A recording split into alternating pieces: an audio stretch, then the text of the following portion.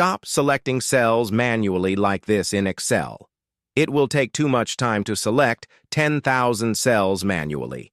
So today, in this video, I will teach you how to select thousands of cells in Excel sheet within 1 second.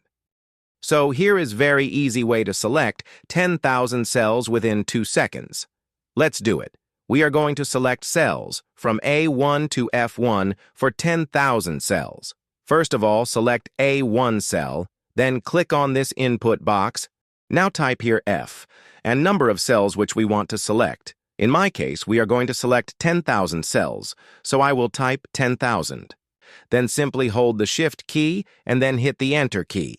Now we have selected those cells, and if you want to make the border around of it, so we can do just click on Border button in the top ribbon. So this way you can select thousands of cells in 1 second. Don't forget to like and subscribe our YouTube channel for more interesting videos. Thanks for watching.